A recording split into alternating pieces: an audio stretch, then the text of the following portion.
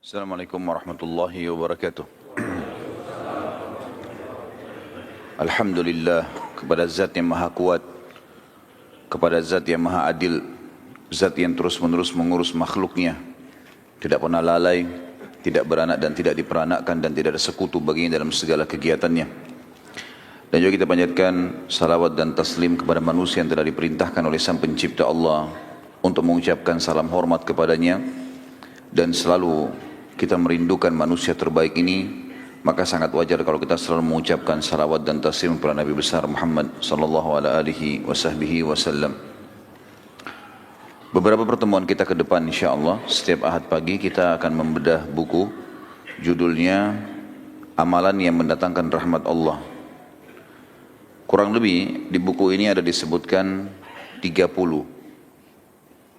amalan-amalan yang akan membawa rahmat Allah subhanahu wa ta'ala. Teman-teman sekalian, makna rahmat adalah karunia. Dan kalau karunia kita rincikan dalam bahasa Indonesia biasanya digunakan untuk sebuah fasilitas atau nikmat yang kita temukan dan didapatkan dari Allah yang melampaui kapasitas manusia umumnya. Seperti misalnya kalau orang diberikan makan atau minum atau pakaian, masih dikatakan dia diberi. Tidak dikatakan karunia. Tetapi kalau dia diberi anak, ya dia mendapatkan anak atau sesuatu yang melampaui dari kemampuan dia sebagai manusia. Karena sehebat apapun manusia berusaha untuk mendapatkan anak misalnya, ikhtiar dia sana sini belum tentu dia mendapatkannya.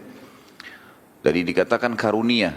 Berarti kalau dibahasakan karunia, sesuatu yang melampaui kebutuhan dia sebenarnya atau mungkin di atas kapasitas dia. Kalimat atau judul buku ini teman-teman sekalian, amalan yang mendatangkan rahmat Allah, artinya karunia dari Allah. Sesuatu yang melampaui kemampuan dan kapasitas kita. Sehingga pada saat kita mendapatkannya kita selalu bahagia. Sangat wajar seorang muslim, seorang mukmin berpikir tentang masalah ini.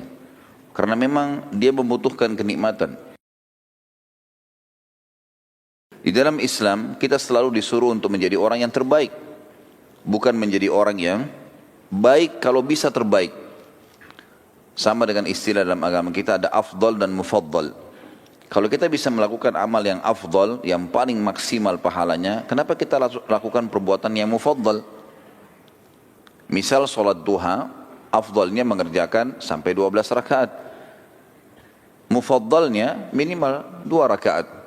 Kenapa kita nggak ambil yang afdal? Misal masuk ke masjid, datang ke masjid lebih cepat sehingga tidak kehilangan solat qobliyah, misalnya doa di antara azan dan iqamah. Kemudian fadilah juga solat tahiyat masjidnya. Itu afdalnya. Kenapa kita cari mufaddalnya? Misal cuma datang pas iqamah sehingga luput dari dia banyak fadilah. Luput di antara azan dan iqamah doa, luput solat qobliyah. Untuk apa ini? Gitu kan? Dia pilih yang mufaddal. Jadi memang Islam selalu menyuruh kita, memotivasi kita untuk mendapatkan yang terbaik. Dan ini sebenarnya bagian daripada mengejar rahmat Allah subhanahu wa ta'ala. Artinya kenapa kita enggak lakukan untuk mendapatkan kenikmatan sementara kita mampu semuanya, bukan tidak mampu. Allah azza wa jalla tidak akan pernah melihat fisik dan paras wajah kita. Hadis yang sudah masyhur menjelaskan masalah itu. Inna Allah la yanzuru ila suwarikum wala ajsamikum walakin yanzuru ila qulubikum wa amalikum. Allah enggak pernah mau lihat paras wajah dan postur tubuh kalian. Dia menciptakan itu. Mau tampan, mau cantik, mau jelek, mau putih, mau hitam, mau tinggi, mau pendek, mau miskin, mau kaya, enggak penting bagi Allah itu. Yang penting adalah Allah azza wa jalla melihat kepada hati dan amal kalian. Apa sih yang sudah dilakukan? Seperti itu kurang lebih gambaran tentang masalah definisi rahmat itu sendiri. Saya tertarik membedah buku ini karena saya melihat poin-poinnya simpel sekali dalam buku ini dijelaskan dan dalil-dalilnya juga jelas. Dan insya Allah mudah-mudahan Allah berkahi ke depannya bagaimana kita merincikan satu persatu poin-poin dari 30 poin ini. Tentu tidak selesai hari ini, saya sudah bilang tadi kemungkinan kita akan lanjutkan beberapa kali pertemuan. Dan saya sarankan teman-teman sekalian untuk selalu membaca tentunya buku, majelis ilmu, itu penting sekali. Karena ilmu akan selalu mengontrol kita. Berada di atas rahmatnya Allah tadi. Selalu kita merasa tentram, merasa bahagia, kebutuhan kita dipenuhi oleh Allah. Tinggal sabar sampai meninggal sudah masuk surga. Gitu. Maka kurang lebih seperti itu. Dan salah satu fasilitasnya baca buku. Dan saya sarankan bagi teman-teman para penuntut ilmu, kalau dia talaki mengambil ilmu dari seseorang dai, seorang ulama, dia gunakan kajian kitab. Jadi dia bukan cuma datang tematik saja. Kalau tematik juga ada penting, tapi lebih penting kalau kajian kitab. Dan kalau dia membaca buku sendiri, maka jangan dia baca kecuali buku-buku kecil saja. Buku-buku kecil yang sudah sering seperti ini yang kita bagi-bagikan. Buku yang judulnya simple, dia membahas salah satu substansial agama kita. Jelas, mudah dia fahami, walaupun dia tidak langsung belajar dari seorang guru gitu ya. Jadi membahas sesuatu yang detail di satu poin, itu penting. Dan ini mudah diselesaikan, mudah difahami. Kalau tidak faham baru kemudian dia tanyakan kepada ustadznya. Kalau dia menjadikan kajian buku ya. Karena banyak orang rajin membaca buku, dia langsung tiba-tiba beli buku-buku yang tebal, buku-buku Indo, kemudian itu yang dipakai jadi bacaan harian. Ini masalahnya bisa difahami atau enggak nih? Karena ilmu yang luas harus diambil dari juga orang yang memahaminya. Ya, kalau enggak berbahaya. Kata Nabi SAW dalam sebuah hadisnya, kalau seandainya perkara dikembalikan bukan pada ahlinya, maka tunggulah kebinasaan. Ini masalah juga ini. Banyak ikhwah-ikhwah kita semangat baca Sahih Bukhari, baca Sahih Muslim tanpa menggunakan guru. Ini masalah ini. Karena akhirnya dia bisa salah fahami hadis tersebut. Mungkin dia baru baca 2-3 hadis, kemudian dia tidak tahu kalau hadis ini sebenarnya dirincikan di footnote-nya, dirincikan di bab lain. Ya, atau ada pendapat-pendapat ulama dalam membahas masalah ini, pendapat para sahabat. Maka dia harus faham. Selanjutnya teman-teman sekalian, kalau baca buku, kalau beli buku, kiat-kiatnya adalah tentu yang paling pertama buka plastiknya. Ya. Ini serius ini. Ya. Karena banyak orang beli buku nggak dibuka plastiknya, langsung disimpan saja di lemari. Jadi buku itu sampai dia mati nggak dibaca itu, ya. Nggak berguna ini. Kemudian yang kedua, baca daftar isi. Jangan langsung baca ke dalam. Lihat daftar isi, karena daftar isi adalah kesimpulan dari bahasan. Ada apa sih di situ? Jadi hal yang simple 1-2 lembar atau bahkan 1,5 lembar, 1-2 lembar maksimal biasanya. Kalau buku besar mungkin baru sampai 4-5 lembar. Daftar isi itu meringkas, ada apa di dalam sana. Kita jadi tahu, oh ini buku satu lengkap, ini semua isinya ini loh. Lihat daftar isi yang paling menggelitik, tanda kutip buat kita. Apa sih yang paling menarik nih? Oh poin ini paling menarik. Tandain, buka. 5 menit saja teman-teman sekalian. Kalau misalnya buru-buru sekali habis beli buku, baca 5 menit saja. Baca salah satu sub judul di situ yang menarik buat kita. Kemudian mulailah kita baca 5 menit. Habis itu tandain. Insya Allah dengan baca 5 menit 1-2 lembar dari buku itu, kalau kita buru-buru sekali, kalau ada waktu alhamdulillah bisa dibaca. Tapi kalau buru-buru sekali baru kita letakkan di rak. Ini salah satu kiat yang saya lihat dan coba saya praktekin, membuat akhirnya kita penasaran ingin tahu isi buku itu apa. Jadi bukan cuma sekedar judul tapi memang daftar isinya. Seperti misalnya buku ini sangat menarik kalau kita baca daftar isinya. Langsung saja disimpulkan oleh beliau, dikatakan misalnya daftar isi itu kalau pendahuluannya isinya orang-orang yang mendapat rahmat Allah atau almarhumun berdasarkan firman Allah, orang-orang yang mendapatkan rahmat Allah atau almarhumun sesuai dengan sunnah Nabi SAW. Kemudian beliau rincikan masalah itu. Kalau poin pertama, orang-orang yang mendapatkan rahmat Allah sesuai dengan firman Allah, disebutkanlah ada 14 poin. Iman kepada Allah, mentaati Allah dan Rasulnya, mengikuti Al-Quran dan mengamalkan, mendengarkan Al-Quran, diam dan merenungkannya, memohon ampunan, taubat, takwa, bersabar ketika mendapatkan musibah. Kemudian salah satu bahasan beliau adalah sabar terhadap penyakit taun atau kolera. Kemudian jihad dan hijrah di jalan Allah, ihsan, melakukan amalan yang baik, berinfak di jalan Allah, mendamaikan dua orang muslim yang sedang bertikai, bersatu dan berjamaah atau berkumpul, menyuruh yang ma'ruf dan mencegah dari yang mungkar. 14 poin ini beliau masukkan dalilnya sesuai dengan Al-Quran saja semuanya. Jadi kalimat rahmat yang disebutkan dalam Al-Quran di 14 poin ini. Kemudian sesuai dengan hadis Nabi SAW, beliau sebutkan ada 16 poin. Kemuliaan karena bernisbat kepada umat Muhammad SAW, silaturahim, kasih sayang kepada makhluk, mudah saat jual beli dan dalam qadha, ya, atau ketika mengambil hak, menjenguk orang sakit, baik sifat, ya, saat berbicara dan diam, ya. Qiyamul lail dan membangunkan keluarga, meminta pembebasan dari kezaliman yang pernah dilakukannya, salat sunnah 4 rakaat sebelum asar, mencukur gundur rambut dalam manasik, maksudnya umrah dan haji, majlis zikir atau majlis ilmu dan pelajaran, orang-orang yang banyak memuji Allah, mencari ridho Allah, takut pada Allah, duduk di masjid yang terdiri dapat seperti kita sekarang insya Allah mendapatkan doa malaikat, naungan arsy-Nya Ar-Rahman nanti pada hari kiamat, dan semua itu bertepatan dengan doa-doa masyhur dari Nabi SAW, dan yang terakhir 16 adalah mendengarkan hadis Rasulullah SAW dan menyampaikannya. Ini kurang dari setengah menit kita membaca daftar isinya. Seperti itu kurang lebih, kemudian kita cari mana yang paling menarik, kemudian kita baca. Dan ini sudah pernah saya sebutkan juga teman-teman, metode dalam membaca atau mentadabburi Al-Quran, juga menghafalnya. Dari 114 surah, cari surah mana yang paling kita sukai, terjemahannya saja. Surah apa saja, kemudian kita mulai dari surah itu. Kecuali membaca, kalau membaca dari awal sampai akhir, sunnahnya mengkhatam. Tapi kalau tadabbur, merenungi maknanya, mengetahui tafsirnya, dan juga menghafalnya, saran saya adalah mencari surah yang paling menarik buat kita. Kemudian kita mulai dari situ, sehingga menghafal dan mentadabburi lebih mudah, sampai insya Allah menyelesaikan seluruh Al-Quran. Kita masuk teman-teman sekalian, dengan izin Allah, orang-orang yang mendapatkan rahmat Allah atau al-marhumun berdasarkan firman Allah, dan yang pertama adalah orang-orang mukmin atau iman kepada Allah subhanahu wa ta'ala. Banyak orang menganggap remeh poin ini teman-teman sekalian. Mereka anggap iman kepada Allah sudah selesai. Sederhana saja begitu. Tapi dia belum pernah memasukkan makna kalimat ini ke dalam hatinya. Sehingga dia tidak pernah merasakan apa yang dirasakan oleh para sahabat, ya, apa yang dirasakan orang-orang mukmin yang memang memasukkan kalimat iman kepada Allah dalam hatinya, sehingga dia menjadikannya sebagai keyakinan hati, bukan cuma ucapan lisan kemudian dia mengaplikasikan apa yang dia ucapkan itu.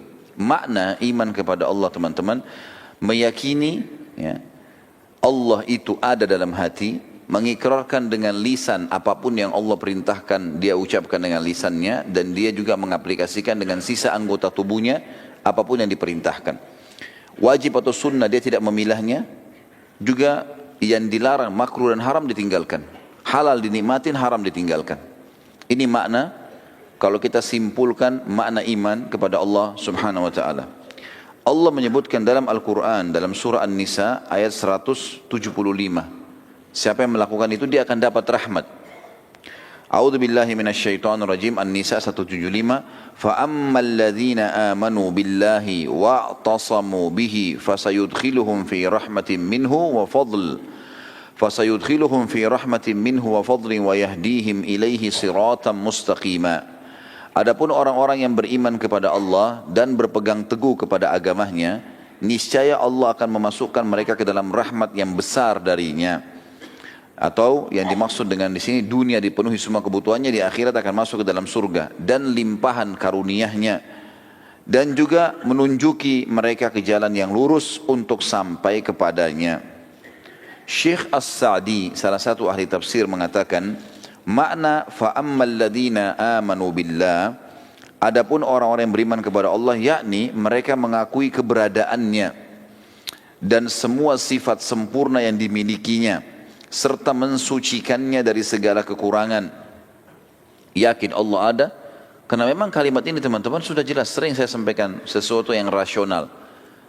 Coba datangkan di benak kita semuanya yang disembah selain Allah, apa saja, rasionalnya begitu. Patung, pohon, gunung, api, apa saja. Apa andil mereka di pergantian siang malam? Apa andil mereka, ya, di sehelai bulu yang tumbuh di tubuh kita? Apa andil mereka di setetes air yang kita minum? Apa andil mereka di populasi manusia, hewan? Enggak ada sama sekali. Dan tidak pernah ada informasi misalnya api punya firman, atau misalnya syaitan punya, atau apa, enggak, jin, misalnya enggak ada sama sekali. Yang mengakui satu-satunya sebagai pencipta hanya Allah. Itu poin. Sama juga kita membantah, pada saat kita membantah dan memberikan argumentasi kepada orang-orang ateis yang tidak mengakui adanya Tuhan Allah, gitu kan? Maka poinnya adalah Mereka mengatakan di muka bumi ini yang paling sempurna manusia. Mereka pelajari itu, mereka tahu hewan-hewan. Banyak sekali orang ateis menelusuri menjadi ilmuwan. Mereka menelusuri ilmu alam, mereka menelusuri apa yang mereka bisa tahu dari alam semesta, dari bumi ini, dari kedalaman lautan, sampai mereka membuang uang jutaan dolar untuk itu. Kadang-kadang untuk meneliti seekor ikan atau satu jenis hewan, mereka keluarin jutaan dolar untuk itu saja. Dan ini semua tujuannya sebenarnya karena mereka penasaran dari mana semua ini asalnya. Padahal mereka tidak yakin ada Tuhan, gitu kan. Kalau mereka mengatakan manusia adalah penduduk bumi yang paling canggih, tanya sekarang kita ini semua manusia, apa andil kita sekarang? Ada andil kita di sesuatu yang terjadi di alam semesta atau fenomena sehari-hari lah. Cahaya yang kita bisa dapat tangkap dengan mata kita, air yang kita minum, ya. Bahkan Allah mengatakan wa fi anfusikum afala tubsirun. Di diri kalian sendiri coba lihat tanda-tanda kebesaran Allah di kulit kita, di kuku kita, ya, di mata kita, di pendengaran kita. Belum pernah ada yang mengklaim kalau mereka yang menciptakan manusia kecuali Allah. Sederhana sekali. Berarti kalau orang-orang ateis yang tidak mengakui Allah mengatakan manusia adalah penduduk bumi tercanggih, terhebat dan seterusnya, apa andil mereka manusia? Apakah ini terjadi begitu saja semuanya? Enggak mungkin. Saya kadang-kadang subhanallah sering meluangkan waktu untuk mentadabburi beberapa fenomena alam. Di antaranya saya sering coba mencari cuplikan tentang hewan-hewan. Berapa banyak ilmuwan mendatangkan kamera yang canggih, mereka pakai helikopter, mereka pakai alat canggih, menyoting hewan-hewan dari atas udara. Berapa banyak jenis hewan di alam, di bumi ini yang melata yang jumlahnya tidak terhitung. Kuda yang hidup liar, ya, zebra misalnya, atau rusa, atau apalah dari hewan yang besar, dipelajari jumlahnya yang tidak terhingga di hutan, tidak ada yang urus, tidak ada yang rawat, populasinya sendiri jalan. Hewan itu pada saat melahirkan, dalam hitungan 3 menit ilmuwan mengadakan penelitian, 3 menit anaknya sudah bisa jalan dan berlari. Induknya juga yang baru melahirkan sudah bisa berjalan. Dan segala macam hal, kulitnya, ya, corak kulitnya, sifatnya, penglihatannya, pencernaannya, rumit sekali, rumit. Banyak sekali, dan ini tidak mungkin kalau tidak ada pencipta. Orang beriman disederhanakan, dikerucutkan, la ilaha illallah, enggak ada Tuhan yang menciptakan, mengurus, mengawasi, memiliki dan akan memusnahkan semua yang di langit dan di bumi kecuali Allah. Simple sekali. Lebih jauh daripada itu, orang yang coba mendalami dan coba mengenal Allah, diantaranya kayak antum melakukan ini, hadir dalam majelis ilmu, itu akan mendapatkan jawabannya. Oh iya ya, ternyata rapi sekali. Tahu mana makanan dan minuman yang halal dan haram, tahu mana pergaulan, mana pendapatan, mana tata cara pernikahan, melakukan populasi manusia ini berkembang biak dengan caranya, ada wali, ada mahar, ada saksi, ada segala macam. Tahu pakai baju, ada doanya, buka baju, masuk kamar mandi, keluar kamar mandi, dari hal yang kecil sampai hal yang besar diajar semuanya. Dan kita orang-orang yang sudah meyakini dan beriman dengan Allah Subhanahu wa taala ini, dia akan merasakan ketenangan jiwa karena dia tahu, seperti saya sendiri dan teman-teman rasakan. Saya merasa justru aneh kalau melihat orang-orang yang tidak beriman kepada Allah, entah kemana arah hidupnya, enggak jelas. Tapi kita subhanallah tahu dari mana asalnya kita manusia, dari Adam alaihissalam, sampai kita sudah tahu sebab bagaimana Adam alaihissalam juga diturunkan di muka bumi pada saat diciptakan. Kita sudah tahu apa tujuan kita diciptakan di muka bumi. Kita sudah tahu nanti kita akan meninggal. Sudah diajarkan dan disampaikan apa itu meninggal, bagaimana prosesinya, bagaimana alam barzah. Nanti pembangkitan hari kiamat, timbangan amal dengan panjang lebar. Nanti ada surga dan neraka dan seterusnya. Dari awal manusia sampai akhir nanti kehidupan kita. Semuanya lengkap. Orang-orang ateis nggak punya itu. Mereka cuma simpelkan saja, ya sudah, kita ini terjadi begitu saja semuanya, dan nanti kalau mati sudah nggak ada apa-apa, habis begitu saja, dan seterusnya. Makanya di sini mengikrarkan iman kepada Allah adalah sebuah konsep dasar, dan ini tauhid. Setiap orang ada di atas landasan ini maka hidupnya akan bahagia. Dan makna wa'tasamu bihi dari tafsir surah An-Nisa 175, dan berpegang teguh kepadanya, yakni berlindung kepada Allah, bersandar kepadanya, dan berlepas diri dari daya dan kekuatan mereka, serta memohon pertolongan kepada Rabb mereka. Sampai Nabi SAW mengatakan kepada seorang sahabat, setelah menjelaskan tentang Allah, mengajak mereka mengaplikasikan ilmu agama, sudah selesai. Kata Nabi SAW, maukah kau saya ajarkan harta karunnya surga? sesuatu yang membahagiakan, inti semuanya kebahagiaan surga nanti, surga nikmat terbesar, inti semua yang merangkum kehebatan dan kenikmatan surga, kata sahabat tentu ya Rasulullah. Kata Nabi SAW, la hawla wa la quwata illa billah. Artinya apa? Kau ikrarkan tidak ada daya dan kekuatanmu kecuali dari Allah. Berpasrah, bersandar kepada Allah SWT, yakin dengan itu. Orang mukmin akan bahagia teman-teman dengan cara ini. Karena dia tahu dia punya Tuhan, bisa dia bersandar. Dia sakit, dia tahu yang ciptakan dia Allah, yang ciptakan penyakitnya Allah, yang ciptakan kesembuhannya Allah. Apa saja dia lagi punya nikmat, yang ciptakan dia Allah, yang ciptakan nikmatnya Allah, yang bisa mempertahankannya adalah Allah. Enggak ada yang lain. Selalu kembali kepada Allah Azza wa Jalla. Ada masalah tinggal angkat tangan berdoa kepadanya, selesai urusannya. Dan kalau ada orang mengatakan, saya ragu dengan Allah karena permintaan saya belum diterima. Ini orang yang perlu ditelusuri teman-teman sekalian, jalur hidupnya. Loh betul. Karena kenapa? Karena dari semua permintaan kita, kalau kita rentetan hidup kita seharian, itu mayoritasnya Allah kabulkan loh. Contoh misal, bukankah kita tiap hari lapar teman-teman sekalian? Tiap hari lapar. Baik, tiap hari hilang nggak laparnya? Kalau enggak antum tidak akan hidup sekarang. Kalau kelaparan berarti sudah mati kan? Kita cuma bilang lapar, Allah langsung kabulkan. Tinggal mampir ke restoran, tinggal beli atau ada orang kasih, makan. Kita tiap hari haus, terpenuhi hausnya. Tiap hari kita capek, ngantuk, tidur. Kita pengen pakai baju, ini semua pakai baju. Tidak ada orang yang tidak pakai baju. Mayoritasnya orang semua pakai baju. Pakai baju, pakai sandal, punya kendaraan. Walaupun memang berbeda jenjang ekonomi mereka. Tapi kehidupan kita sehari-hari teman, mata kita butuh cahaya, hidung kita butuh udara, mulut kita butuh suara, telinga kita juga begitu. Kemudian tangan kita bisa menjamah, punya kepekaan, masih bisa memegang dan seterusnya. Nikmat Allah yang sangat besar, banyak sekali. Gitu. Tidak terhingga. Kehidupan sehari-hari juga sudah membuktikan masalah itu.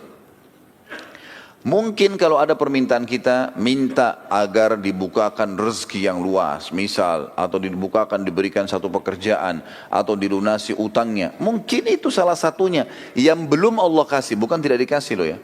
Belum Allah kasih. Tapi mayoritas kebutuhan kita sudah dipenuhi. Coba pekah memikirkan masalah itu.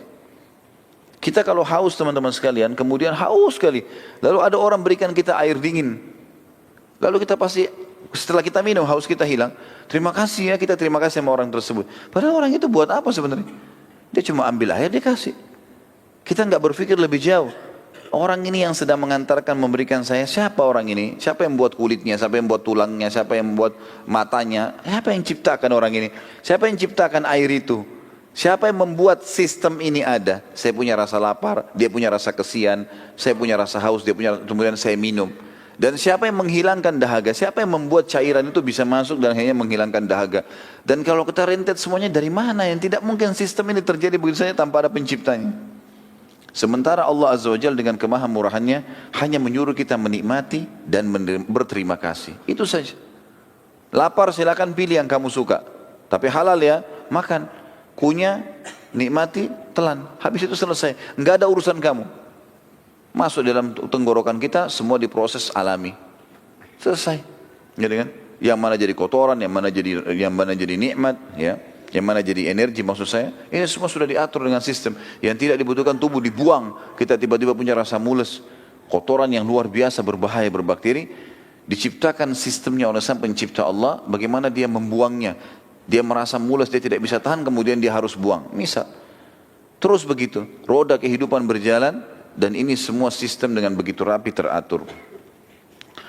Kemudian dikatakan fasayudkhiluhum fi rahmatin minhu wa fadl. Yang artinya niscaya Allah akan memasukkan mereka ke dalam rahmat yang besar. Rahmat di dunia diberikan karunia yang luar biasa dan di akhirat masuk surga.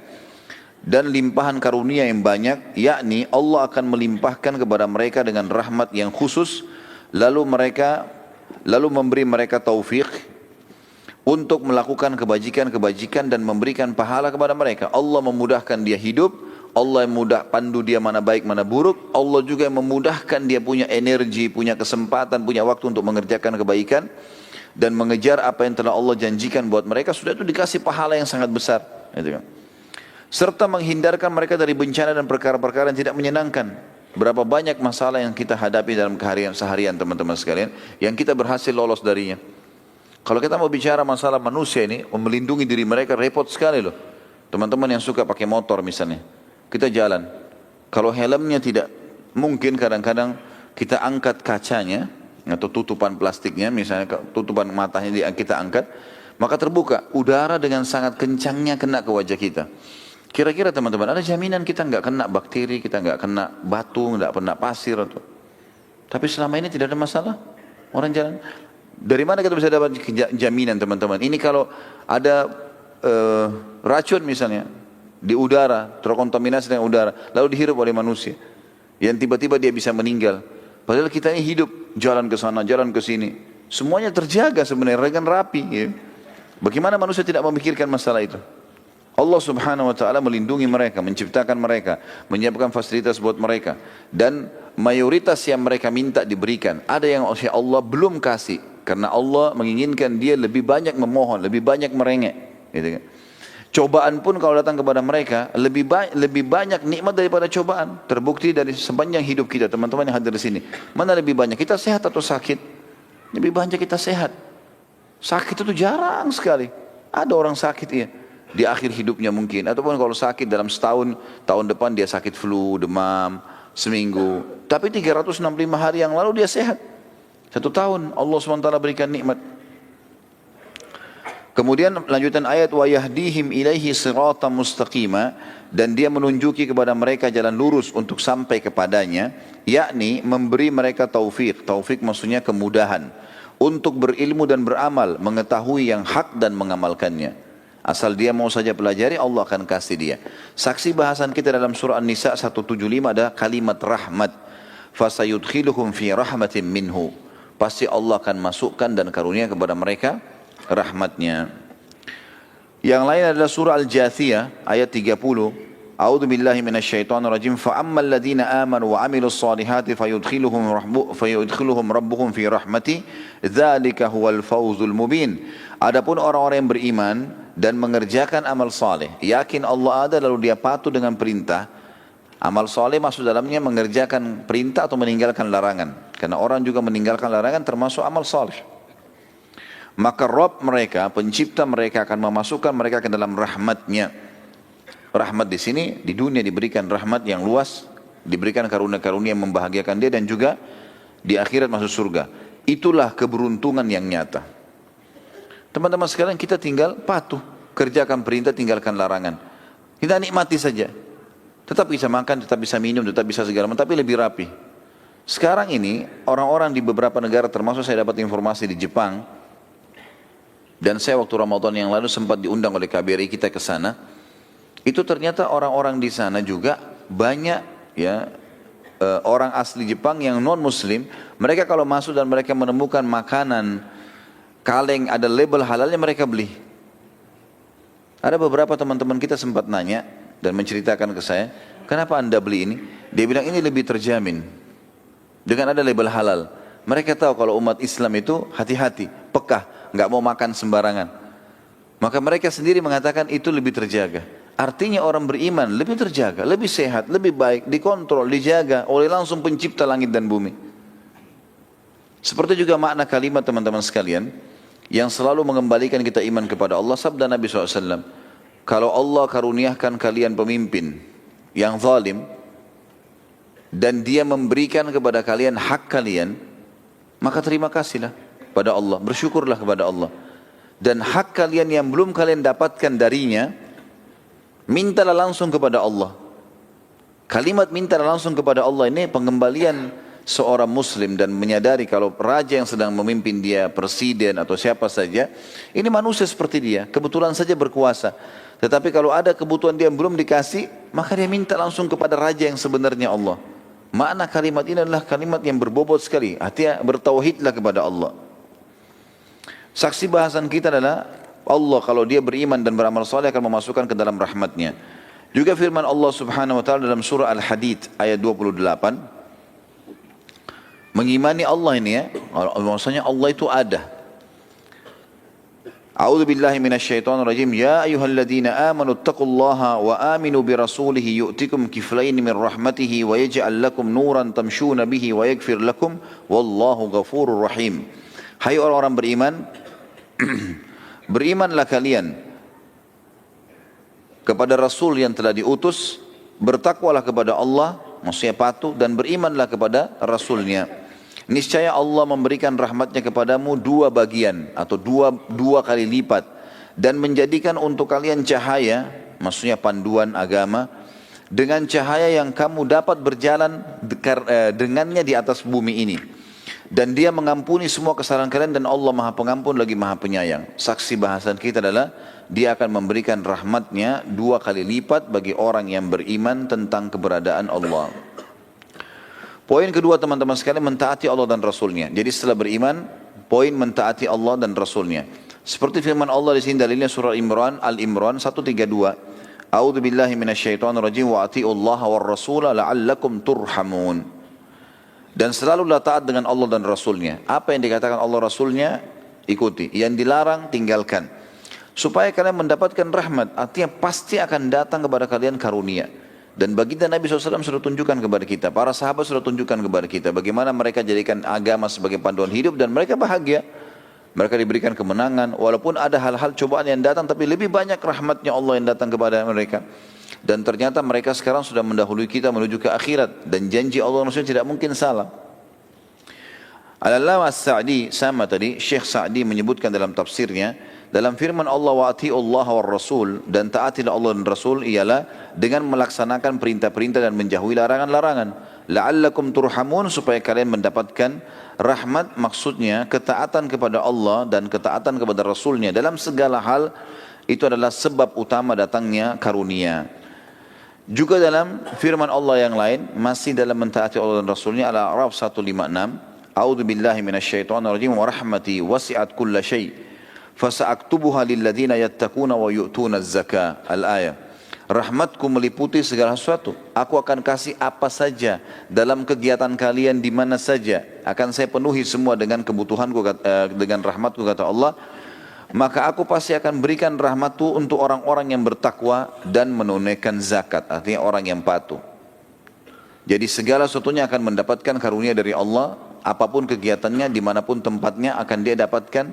Dan Allah bukan, banyak orang soalnya begini teman-teman. Makna ayat ini adalah banyak orang yang mau kembali kepada Allah kalau dia anggap itu perlu kembali kepada Allah. Kalau dia anggap perlu. Misalnya sudah sakitnya parah sekali, baru dia kembali ke sholat malam. Kalau betul-betul dia sudah tidak bisa lagi melakukan apa-apa, baru dia kembalikan. Padahal perintah agama dari sebelum memulai sudah berdoa, selama berjalan juga memohon kepada Allah dimudahkan, dan sudah selesai juga minta agar ditambahkan dan diulangi nikmat itu. Dalam An-Nur ayat 56 juga dikatakan, Allah SWT berfirman, A'udzu billahi minasyaitonir rajim wa aqimus salata wa atuz zakata wa atiullaha la'allakum turhamun. Ada kalimat turhamun. Dirikanlah salat, tunaikanlah zakat, dan taatilah Rasul supaya kalian diberikan rahmat. Dari Urwah bin Zubair radhiyallahu anhu, dari Aisyah radhiyallahu anha, bahwasanya ia mengatakan makna firman Allah, semoga Allah merahmati. Aisyah mengatakan radhiyallahu anha bahwa ia mengatakan semoga Allah merahmati kaum wanita muhajirat pertama. Semoga Allah merahmati muhajirat, maksudnya wanita-wanita yang hijrah dari Mekah yang pertama, ya, golongan pertama yang hijrah ke Madinah. Tak kala Allah menurunkan firman-Nya dalam surah An-Nur 31, A'udzu billahi minasyaitonir rajim wal yadribna bi khumurihinna ala juyubihin. Hendaklah mereka menutup kain kerudung ke dadah mereka dari kepala sampai ke kaki mereka.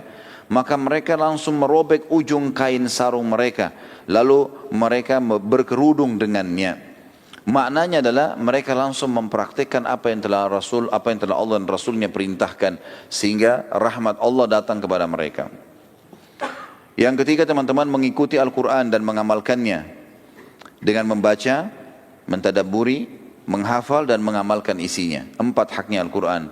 Sebagaimana Allah sebutkan dalam surah Al-An'am 155. Jadi jangan cuma dijadikan sebagai simbol. Al-Quran orang Islam tahu, dibaca kapan ada kesempatan, bukan. Saya ingin memberikan sebuah wacana saja teman-teman sekalian. Kalau seandainya kita mendapatkan SMS atau WA atau sekarang apalah BBM misalnya, kita terima dari orang yang kita cintai. Kita rindu ingin membaca apa yang dia kirim nih. Mungkin kata-kata sayang, kata-kata cinta kalau dari pasangannya yang halal misalnya, atau kata-kata dari orang tuanya yang mendoakan dia positif, atau dari teman dekatnya yang mendukung proyek dia misalnya, atau orang yang akan menginvestasi dana kepada dia. Saya yakin mungkin kita begitu bangun tidur berharap mendapatkan informasi yang baik dari dia. Kenapa banyak orang di antara kita teman-teman tidak berpikir dan tidak bahagia pada saat menerima berita dari Allah? Bukankah seseorang di antara kita jelas-jelas di HP-nya ada program Al-Quran? Kenapa dia tidak baca pesan Allah itu? Kenapa dia lebih penting bahagia membaca pesannya manusia? Padahal pesannya Allah ada depan matanya. Setiap huruf dapat 10 pahala. Tapi masih saja tidak mau membaca Al-Quran. Nah, masih tanda tanya ini. Para sahabat sampai menjadikan Al-Quran sebagai sahabat mereka. Walaupun sudah hafal. Mereka tetap membacanya. Mereka tetap mengkhatamnya. Ya. Beda mereka mengulangi hafalan dengan beda mereka melihat secara fisik. Imam Syafi'i rahimahullah menghafal Al-Quran 30 juz sudah di luar kepala. Bahkan beliau menafsirkannya, beliau memasukkan dalam buku-buku, dalam masalah-masalah fikihnya. Tapi tiap hari pegang Quran, tiap hari bawa Al-Quran kemana-mana. Lalu dia pernah bertemu dengan beberapa ulama ya, yang teman-temannya dia, ulama-ulama fikih di Mesir, lalu bawa kitab-kitab tebal. Lalu beliau mengingatkan nasihat yang sederhana tentang Al-Quran. Beliau mengatakan, sungguh kitab-kitab yang kalian pegang itu telah menyibukkan kalian dari kitab ini induknya. Kenapa ini nggak dibaca? Kenapa sibuk dengan itu? Banyak ikhwah Masya Allah hadir di majelis ilmu dan akhwat kita luar biasa. Rajin sana sini. Tapi kalau kita suruh baca Quran tidak benar bacaannya. Jadi mereka sibuk dengan hal yang mufaddal tinggalkan yang afdal. Pesannya Allah lebih membahagiakan. Maksudnya setiap bangun tidur kita pertama buka baca Al-Quran. Walaupun cuma 1-2 ayat. Misal dibandingkan kita langsung membuka berita dari manusia. Berita dari manusia yang kita senang dengannya, padahal berita dari Allah ada. Kata Allah SWT dalam surah Al-An'am 155, A'udzubillahi minasyaitonirrajim, wa hadza kitabun anzalnahu mubarakun fattabi'uhu wattaqu la'allakum turhamun. Ada kalimat turhamunnya. Dan ini Al-Quran benar-benar kami turunkan kitab dari kami yang penuh dengan berkah. Artinya manfaatnya besar sekali kalau kalian baca, dapat pahala, dapat panduan. Maka ikutilah Al-Quran itu dan bertakwalah agar kamu diberi rahmat. Lalu patuhi, jalankan perintah dan larangan yang ada di dalamnya, maka rahmat Allah akan datang. As-Sa'di juga mengatakan, wahada makna firman Allah Al-An'am 155, wahada kitabun, wahada artinya dan ini, yaitu Al-Quran yang agung dan peringatan yang bijaksana. Kitabun anzalnahu mubarakun adalah kitab yang telah kami turunkan dengan penuh dengan berkah yang di dalamnya berisikan kebaikan yang banyak dan ilmu yang melimpah. Kitab inilah yang menjadi sandaran seluruh ilmu dan darinya berbagai keberkahan dikeluarkan. Tidak ada satu kebaikan pun melainkan telah disuruhkan dan diperintahkan di dalam Al-Quran serta menjelaskan berbagai hikmah dan kemaslahatan yang memotivasi kepadanya. Tidak ada satu keburukan pun melainkan telah dilarangnya dan menjelaskan sebab-sebab yang menjauhkan dari melakukannya dan berbagai akibat buruknya. Al-Quran sudah mengajar semuanya kebaikan dan menjanjikan fadilahnya dan melarang semua keburukan, juga menyebutkan ancamannya. Ma'na fattabi'uhu atau ikutilah Al-Quran itu dalam segala yang diperintahkan dan yang dilarang, kata Sa'di rahimahullah, serta bangunlah pokok-pokok agama kalian, panduan hidup kalian dan cabang-cabangnya dalam kehidupan sehari-hari di dunia di atas landasannya. Dan makna wattaqu dan bertakwalah, takut kepada Allah dari menyelisihi perintah Al-Quran yang telah diturunkan oleh Allah SWT. La'allakum artinya agar kamu jika mengikutinya turhamun, mendapatkan rahmat Allah. Jadi sebab terbesar untuk meraih rahmat Allah ialah mengikuti kitab ini, baik ilmu maupun pengamalannya. Jadi ini mengikuti Al-Quran. Beliau masukkan poin keempat, mendengar Al-Quran dengan diam menyimak dan merenungkannya. Jadi kalau lagi dibaca, jadikan sebagai ada poin mendengarkan, ada poin membaca, ada poin menghafal, ada poin mentaburi, banyak ini. Ya. Membacanya disebutkan dalam Al-Quran juga, hanya dengar saja, hanya dengar, belum membaca, hanya dengar saja, itu sudah cukup menandakan rahmat Allah. Dalam surah Al-A'raf 204 berbunyi, A'udzubillahi minasyaitonirrajim, wa idza quri'al Qur'anu fastami'u lahu wa ansitu, kalimatnya akhirnya la'allakum turhamun. Apabila Quran dibacakan, maka dengarkan baik-baik, renungi artinya, perhatikanlah dengan tenang agar kamu mendapatkan rahmat. As-Sa'di juga menyebutkan perintah ini berlaku umum bagi setiap orang yang mendengarkan kitabullah dibaca, yang mana ia diperintahkan untuk diam dan mendengarkannya. Perbedaan antara istima' mendengar dan insat diam sambil merenungi, bahwa insat itu pada zahirnya ya, dikatakan wa ansitu dengan tidak berbicara dan tidak menyibukkan diri dengan sesuatu yang dapat melalaikan dari mendengarkannya. Adapun istima' mendengarkan ialah memasang pendengaran, menghadirkan hati dan merenungkan apa yang didengarnya. Barang siapa